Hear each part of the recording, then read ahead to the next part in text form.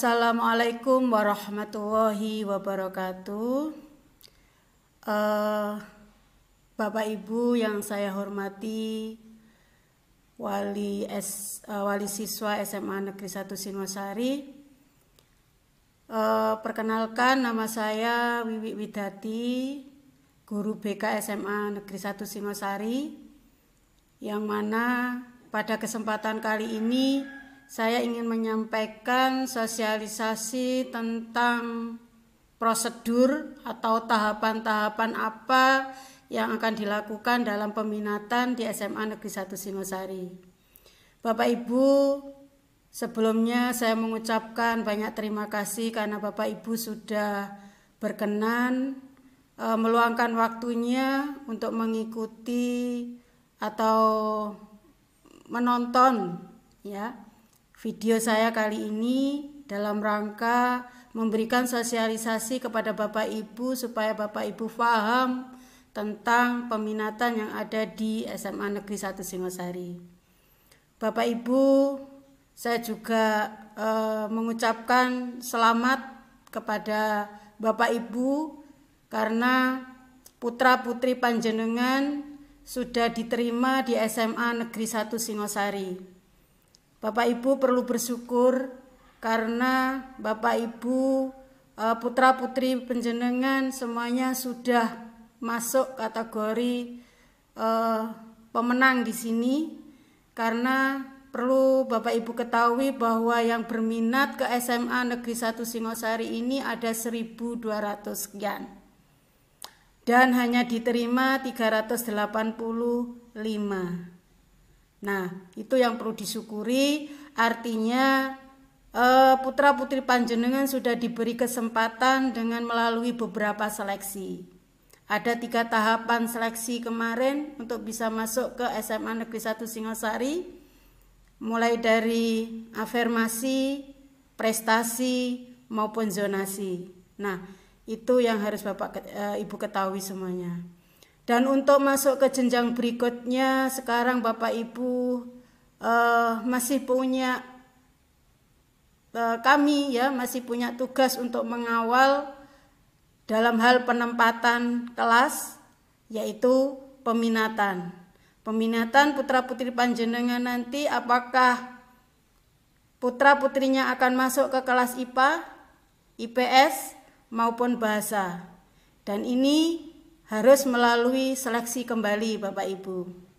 Karena tentunya mudah-mudahan nanti dalam proses peminatan putra-putri panjenengan ini semuanya sesuai dengan bakat dan minatnya terutama. Tidak hanya keinginan, tetapi bakat dan minat anak. Nah, perlu Bapak Ibu ketahui bahwa bakat minat anak itu berbeda-beda. Bukan berarti yang masuk IPS atau bahasa biasanya begitu, itu lebih jelek daripada IPA. Bukan seperti itu Bapak Ibu. IPA, IPS maupun bahasa mempunyai keistimewaan sendiri-sendiri. Dan ini anak kalau juga sesuai dengan bakat minatnya dan dia akan dikawal di situ, insya Allah akan menjadi orang yang sukses. Ya, bukan IPA yang menjamin kesuksesan anak, bukan IPS maupun bahasa yang menjamin kesuksesan anak, tetapi adalah bakat minat anak itu yang akan menjadikan sukses jika kita kawal dengan baik dan kita wadahi dengan baik. Nah, salah satu usaha itu apa? Kita melakukan di sekolah ini, kita melakukan peminatan ini, proses peminatan ini. Dalam arti proses peminatan ini adalah sebagai arah tujuan untuk menciptakan anak ini benar-benar mempunyai kecerdasan yang sesuai, keterampilan yang sesuai, sehingga hal mulia kemandirian dalam melakukan kehidupan, di kehidupannya dia akan bahagia dan sejahtera. Itu yang tujuan kami melakukan peminatan tersebut. Nah, peminatan ini sudah diatur oleh pemerintah Bapak Ibu, seperti yang dituangkan dalam Permendikbud tahun 2014 nomor 64 bahwa peminatan di SMA Negeri 1 Singosari khususnya itu diatur pada awal kali pertama anak masuk sekolah, sudah ditempatkan pada masing-masing sesuai dengan bakat dan minatnya. Peminatan apa saja yang akan kita kembangkan di sini? Yang pertama adalah peminatan bidang akademik atau keahlian anak-anak itu. Peminatan mata pelajaran, peminatan studi lanjut, peminatan pekerjaan, peminatan jabatan, dan juga peminatan ekstrakurikuler. Nah, kami harapkan di peminatan semuanya ini akan sesuai dengan bakat minat putra-putri panjenengan. Karena keinginan saja belum cukup Bapak Ibu untuk menempatkan dalam kelas. Jadi kita harus mengkombinasikan antara minat anak, bakat anak, kemampuan anak, itu harus kita kombinasikan bersama. Nah, itu adalah salah satu usaha kita sebagai tenaga pendidik di sini ingin sekali membantu mengarahkan putra-putri panjenengan sesuai dengan bakat dan minatnya tersebut. Nah, di dalam SMA mata pelajaran yang akan dipelajari di kelas 10, 11 maupun 12 nanti itu ada 3 kelompok Bapak Ibu.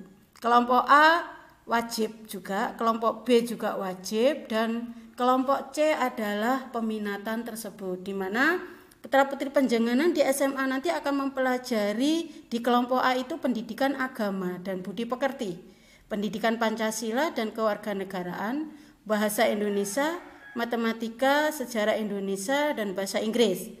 Nah, sedangkan di kelompok B ini wajib juga sifatnya seni budaya, pendidikan jasmani olahraga, kewirausahaan, dan bahasa daerah sebagai muatan lokal. Nah, yang kelompok C ini adalah peminatan IPA, peminatan IPS, dan peminatan bahasa. Nanti kita kelompokkan di sini. Nah, salah satu tugas untuk pengelompokan ini adalah suatu proses penyeleksian Bapak Ibu. Kenapa kita harus menyeleksi? Karena kita di SMA wajib ada 3 jurusan ini. Nah, kita menjalaninya ini. Nah, sedangkan biasanya yang minat ke IPA itu jumlahnya lebih banyak dibanding dengan minat IPS maupun bahasa. Sehingga kita melaksanakan seleksi itu. Nah, untuk peminatan IPA itu nanti yang akan dipelajari di kelompok C ini adalah hanya matematika, biologi, fisika, kimia. Sedangkan di IPS, geografi, sejarah, sosiologi, antropologi, ekonomi, dan akuntansi. Sedangkan pada peminatan atau jurusan di kelas bahasa, maka yang dipelajari adalah bahasa dan sastra Indonesia, bahasa dan sastra Inggris, bahasa dan sastra Arab, dan antropologi. Nah, di samping 3 kelompok mata pelajaran nanti, putra-putri panjenengan juga akan mempelajari di mata pelajaran lintas minat. Sehingga Bapak Ibu, jika putra-putri panjenengan nanti masuk ke peminatan IPA, maka boleh memilih lintas minatnya adalah sosiologi, yaitu mata pelajaran IPS.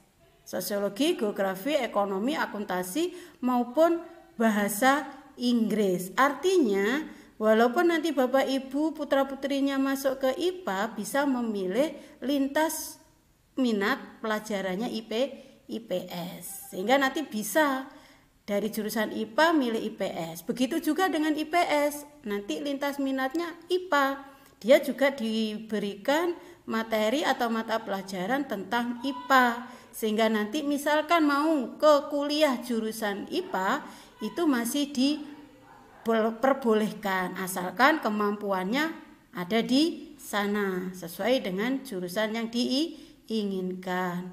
Nah, begitu juga dengan kelas bahasa. Mereka akan diberikan lintas minat IPS maupun IPA, dua-duanya nanti ya. Dan di kelas 10 ini ada minimal 1 dan maksimal 2 mata pelajaran yang akan pilih dalam kelompok lintas minat. Misalkan di IPA ngambil sosiologi dan bahasa Inggris atau geografi dan bahasa Inggris. Begitu juga IPS bisa memilih fisika dan bahasa Inggris, biologi dan bahasa Inggris, kimia dan bahasa Inggris.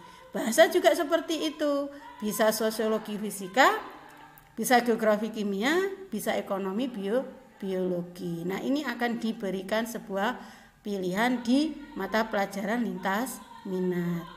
Nah, Bapak Ibu, untuk bisa masuk ke penjurusan kami mempunyai 7 komponen yang harus dilalui oleh putra-putri panjenengan.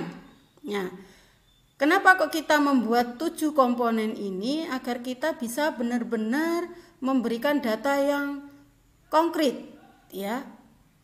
Jadi untuk bisa masuk ke seleksi IPA terutama, kenapa kok IPA? Karena biasanya anak IPA itu dipilih oleh banyak anak, sedangkan kita mempunyai batas kuota. Nah, sehingga dari 7 komponen ini maka kita akan menskor jumlah keseluruhan dan kita akan merentang, ya, memberikan rentangan, meranking begitu, di ranking pertama sampai ranking sebanyak kuota kelas, ya, tadi.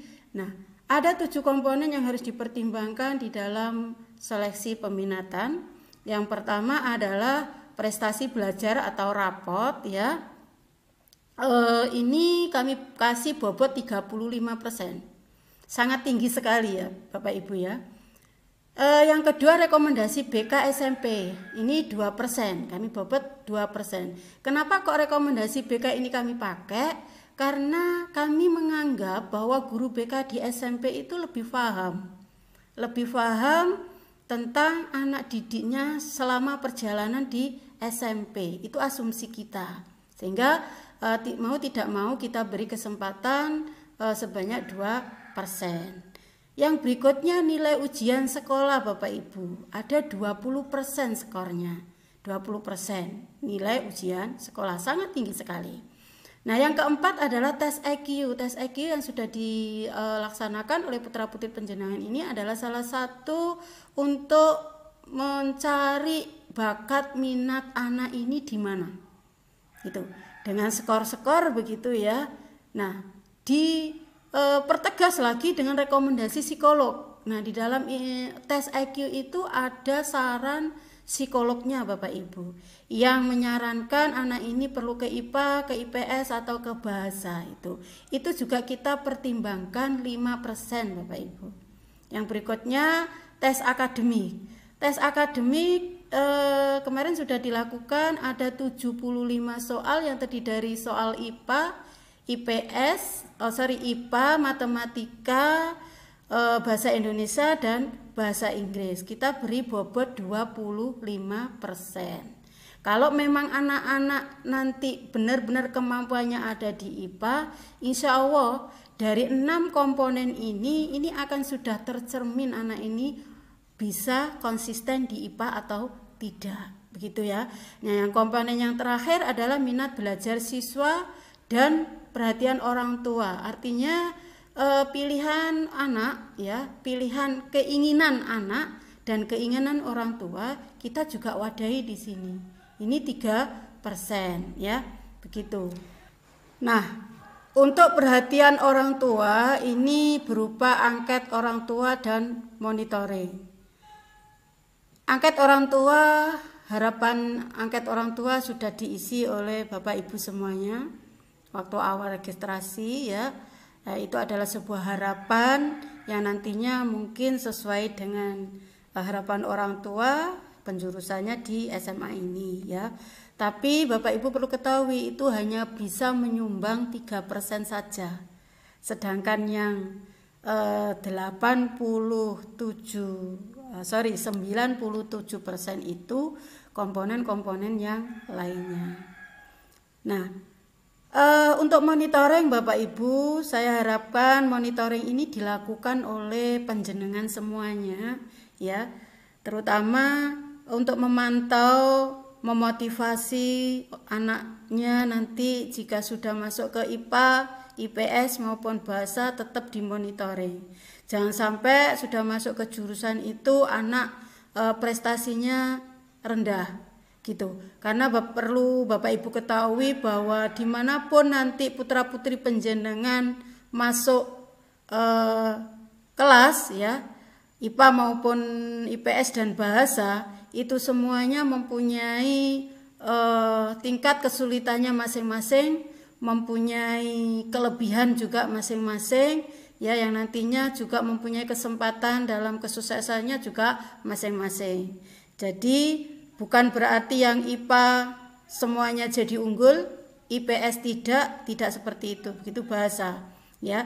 Jadi semuanya tergantung pada putra-putri penjenengan semuanya ya. Bukan jurusannya yang menentukan keberhasilan anak, tetapi adalah kemampuan anak itulah yang akan menjadikan tonggak kesuksesan putra-putri panjenengan. Jadi apapun nanti keputusan sekolah, baik anak jenengan nanti ke IPA, IPS maupun bahasa, itu artinya yang terbaik untuk putra-putri panjenengan semuanya. Nah, berikutnya ini kuota ya. Kuota yang kami berikan di SMA Negeri 1 Singosari adalah IPA tetap 7 kelas Bapak Ibu ya, belum berubah, IPS 4 kelas dan bahasa 1 kelas. Nah, untuk bahasa kita hanya menyediakan 1 kelas dengan harapan memang jurusan bahasa harus ada ya, sesuai dengan yang sudah saya sampaikan tadi, bahwa untuk seleksi bahasa ini akan lebih tinggi ya, seleksinya nilainya akan lebih tinggi dibanding IPS. Bukan berarti IPS itu paling jelek, tidak begitu ya. Karena begini, kita akan menyeleksi ranking pertama dari minat dan bakatnya tadi, itu pertama adalah IPA. Kenapa kita mengutamakan IPA? Karena biasanya yang ngambil IPA itu lebih banyak dibanding yang ngambil IPS. Sehingga IPA yang perlu kita seleksi. Bukan berarti IPA yang terbaik, bukan. Karena keinginan anak lebih banyak masuk ke IPA. Sedangkan kemampuannya belum tentu ke IPA. Makanya itu kita seleksi terlebih dahulu dari 7 komponen tadi. Nah, yang bahasa kenapa kok nomor 2? Karena bahasa, kelas bahasa hanya 1 kelas. Makanya kita istimewakan. Jadi yang kepingin masuk ke jurusan bahasa, pilihan minatnya anak maupun orang tua ke bahasa, otomatis nanti kita ke bahasa. Dan yang lainnya melalui seleksi. Nah, bukan berarti bahasa ini tidak punya masa depan Bapak Ibu. Bahasa ini kita nomor 2 kan kenapa? Karena mata pelajaran bahasa atau materi bahasa yang dipelajari di SMA maupun di perguruan tinggi ini adalah materi yang sangat sulit. Anak yang mempunyai kemampuan pas-pasan tidak akan bisa bertahan di bahasa. Kenapa? Karena linguistiknya itu perlu, komunikasinya itu perlu lebih, kemampuan yang lebih, sehingga kita menyeleksinya akan lebih di bahasa ini. Kalau yang IPS kenapa kok saya terakhirkan ya? Karena IPS banyak sekali yang tinggi Bapak Ibu, nilainya banyak sekali yang tinggi, tetapi yang minat sedikit gitu kan. Nah, sehingga kita terakhirkan seleksinya ini. Jadi tetap kita mempunyai target ya, standar berapa skor yang akan masuk IPA, berapa skor yang akan masuk IPS maupun bahasa. Nah, ini kriterianya. Kriterianya kita sudah menentukan kriteria ini, dan kriteria ini kami tentukan setiap tahun berbeda. Kenapa? Karena kita sesuaikan dengan input siswa, setiap tahun berbeda. Nah, untuk tahun ini kriteria untuk IPA skor terakhir harus mencapai 74 sampai 100. Ya, untuk IPA. Sedangkan untuk bahasa 71 sampai 100. Untuk yang IPS 60 sampai 100. Artinya anak yang mempunyai rentangan nilai segini ini akan masuk ke jurusan ini. Gitu ya. Skor terakhir dari 7 komponen tadi. Gitu ya. Nah, karena kenapa itu tadi yang saya bilang, faktanya yang memilih IPA itu kuotanya yang memilih IPA itu lebih banyak, sedangkan kuotanya terbatas. Maka perlu seleksi awal. Paling saya utamakan termasuk tes akademik tadi. Nah, sedangkan nanti jika ada minat siswa dan orang tua sama, bahasa maupun IPS, maka kami akan memutuskan sesuai minatnya tadi. Contoh misalkan, jika minat anak dan minat orang tua memilih bahasa, maka akan otomatis sistem itu akan memutuskan untuk ke kelas bahasa. Begitu juga IPS, jika anak memilih IPS dan orang tua juga memilih IPS, maka otomatis anak ini akan masuk ke minat IPS tanpa kita seleksi lagi, gitu kan? Kita mengutamakan minat, gitu kan? Tapi kalau yang minatnya tadi IPA, tunggu dulu. Kita proses melalui 7 komponen tadi. Kenapa? Karena yang ingin IPA banyak, melebihi dari kuota. Gitu ya. Nah, jika minat siswa dan orang tua berbeda atau sama ke IPA, dilakukan seleksi sesuai komponen yang ada. Ini tadi ya. Nah, keputusan disesuaikan dengan kuota IPA sesuai dengan ranking skor nilai yang tertinggi tadi. Ini kriterianya. Ya, skor terakhir dari 7 komponen tadi. Gitu ya. Nah, ini kami tidak bisa 7 komponen itu tidak bisa satu-satu terpisah. Belum tentu yang nilai skornya tes IQ tinggi tetapi yang lainnya rendah bisa masuk ke IPA, belum tentu. Begitu juga rapotnya bagus semuanya, tapi yang lainnya tidak mendukung, juga belum tentu bisa masuk ke IPA. Begitu. Jadi 7 komponen itu semuanya kita olah ya secara menyeluruh, gitu ya, secara menyeluruh, gitu. Nah, Bapak Ibu yang saya hormati, bahwa 7 komponen tadi ini kayak kita anggap adalah 100%. Memang kita 100% angkanya ini. Dan ingat Bapak Ibu bahwa rentangan persentase ini yang menentukan pembobotan masing-masing dari data ini. Ya.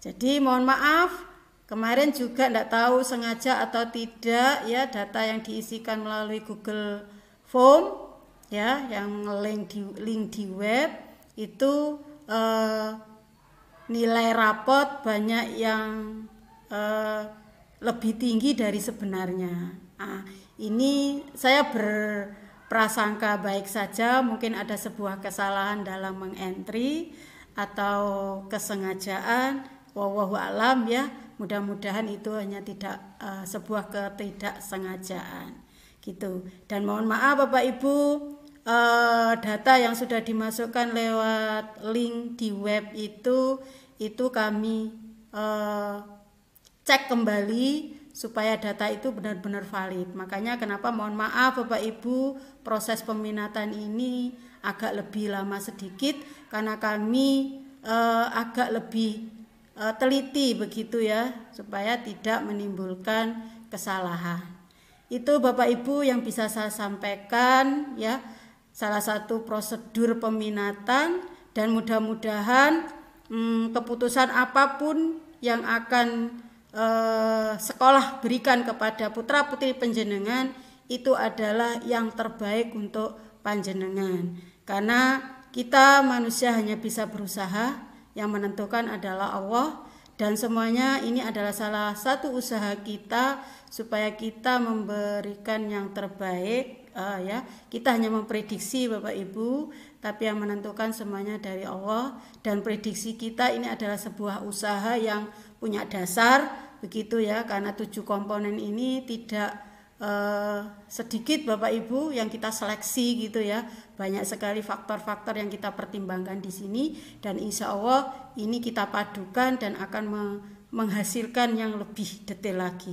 Dan mudah-mudahan nanti putra-putri penjenengan semuanya akan mendapatkan tempat peminatan yang sesuai ya, yang diinginkan dan yang sesuai dengan bakat minatnya serta kemampuannya. Terima kasih Bapak Ibu atas perhatiannya, dan mohon maaf kurang lebihnya apabila ada pelayanan kami yang kurang.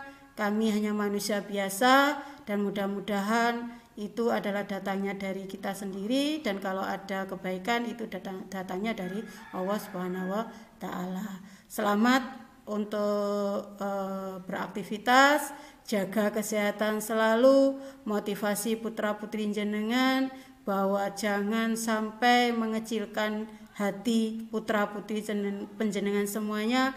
Apapun nanti yang diterima peminatannya oleh putra-putri penjenengan, besarkan hatinya.